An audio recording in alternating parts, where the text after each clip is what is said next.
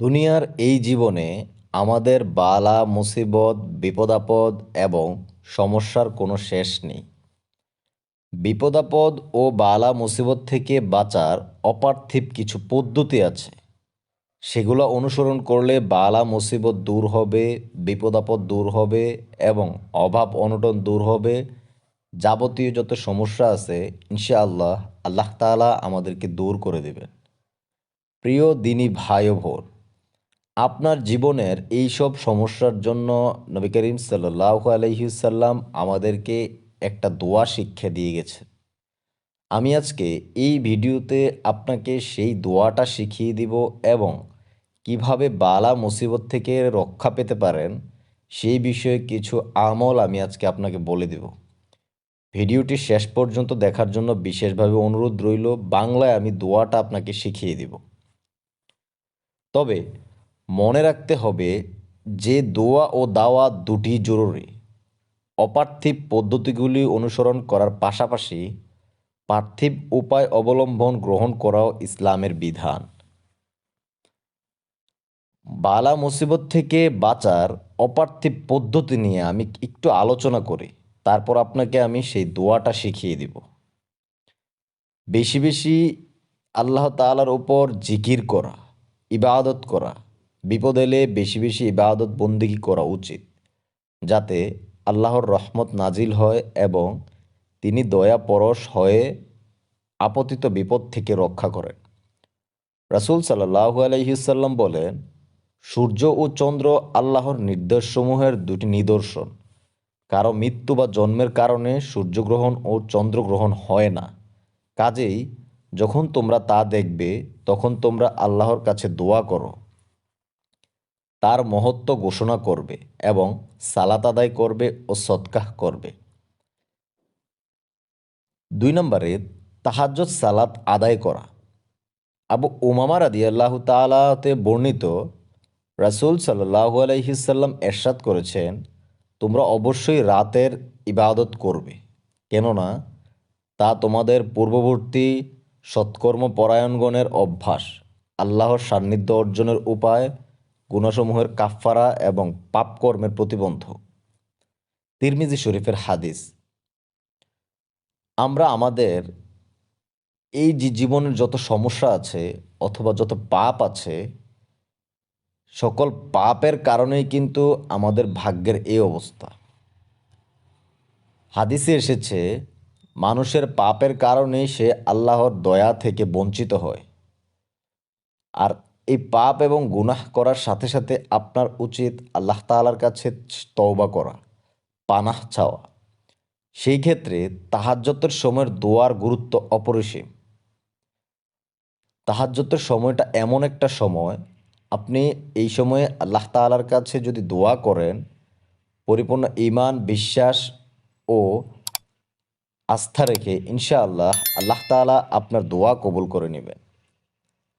আল্লাহ তাআলা রাতের শেষ অংশে প্রথম আসমানে আসেন এবং বান্দাদেরকে ডাকতে থাকেন, হে বান্দা, তোমরা আমার কাছে চাও, আমি তোমাদেরকে দিব। সুতরাং তাহাজ্জুদের সময়টা খুবই গুরুত্বপূর্ণ একটা সময়। আমি পরবর্তী সেই নিয়মগুলো বলার আগে আপনার কাছে বিশেষভাবে অনুরোধ রাখব, আপনি যদি আমার চ্যানেলে নতুন হয়ে থাকেন চ্যানেলটি সাবস্ক্রাইব করে সঙ্গে থাকবেন। সদকা করা অর্থাৎ জানমালের উপরে বিপদাপদ ও আল্লাহর অসন্তোষ থেকে পরিত্রাণের অন্যতম উপায় হচ্ছে দান সদকাহ করা আর অন্যের প্রতি অনুগ্রহ করা। আল্লাহ তাআলা সূরা আরাফে বলেন, নিশ্চয়ই আল্লাহর রহমত সৎকর্মশীলদের অতীব নিকটবর্তী।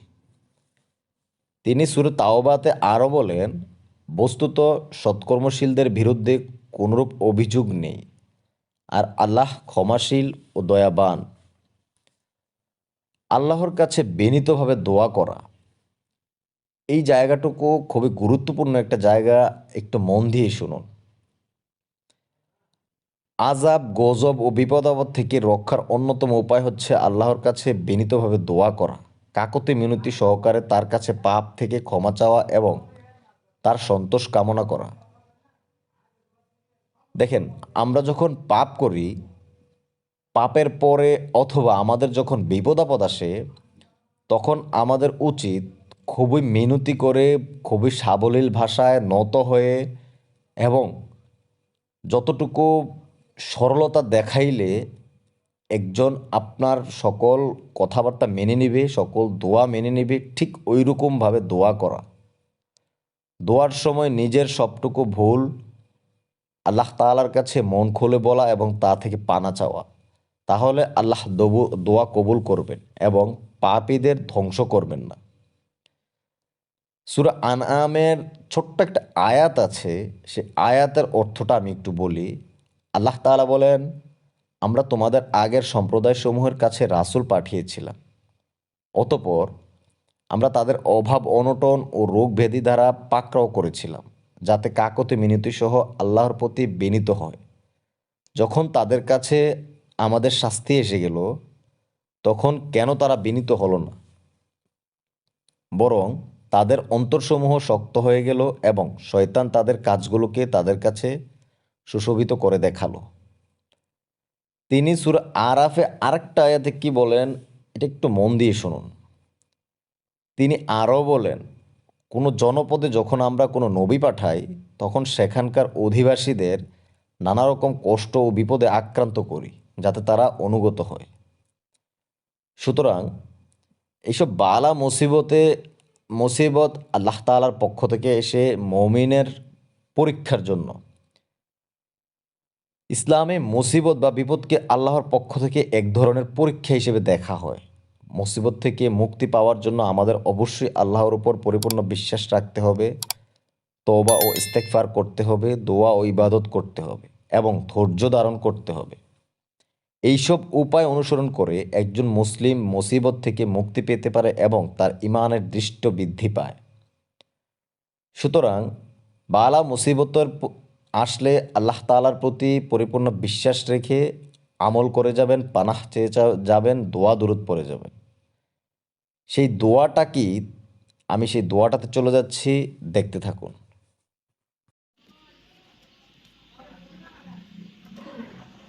জীবনের কঠিন অবস্থায় এই দোয়াটি পড়ুন।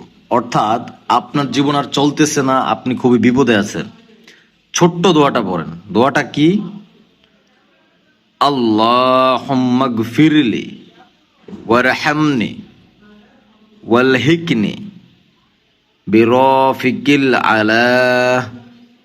খুবই ছোট দোয়া, একদম ছোট দোয়া, এর চেয়ে ছোট দোয়া আর হয় না, আমার মনে হয় না আর হয়।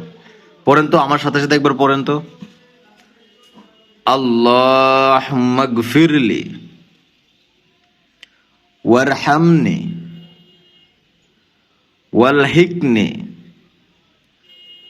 বিরফিকিল আলা। পড়েন, আবার পড়েন। আল্লাহুম্মা গফিরলি ওয়ারহামনি ওয়ালহিকনি বিরফিকিল আলা। এটার অর্থটা কি, আমরা একটু অর্থটা দেখব। অর্থ: হে আল্লাহ, আমাকে ক্ষমা করো, আমার প্রতি দয়া করো এবং আমাকে মহান বন্ধুর সাথে মিলিয়ে দাও। সহিহ বুখারী শরীফের 7/10 নম্বর হাদিস। এই দোয়াটা কিন্তু খুবই ফলপ্রসূ একটা দোয়া। বিপদে যখনই পড়বেন, জীবনের অন্তিম মুহূর্তে এই দোয়াটা বেশি বেশি পাঠ করার চেষ্টা করবেন। ইনশাআল্লাহ আল্লাহ তাআলা আপনাকে সাহায্য করবেন। শেয়ার করে দেন, আরেকজনকে পড়ার সুযোগ করে দেন। যেহেতু শেয়ার দেওয়ার অপশন আছে, সুযোগ আছে, দেন, পড়ুক, আল্লাহ তাআলা তাকেও হেফাজত করুক। আপনার দেওয়ার কারণে যদি ও আমল করে, সেই আমলের সওয়াব আপনিও পাবেন। বেশি বেশি আমল করেন, বেশি বেশি দোয়া দুরূদ পড়েন। স্ক্রিনে 2টা দোয়া দেওয়া আছে, এই যে 2টা দোয়া দেওয়া আছে, এগুলা পড়েন। ইনশাআল্লাহ প্রত্যেকটা দোয়া আপনার জীবনের জন্য গুরুত্বপূর্ণ, আর এগুলো খুবই ছোট ছোট। ভালো থাকবেন। আসসালামু আলাইকুম ওয়া রাহমাতুল্লাহি ওয়া বারাকাতুহু।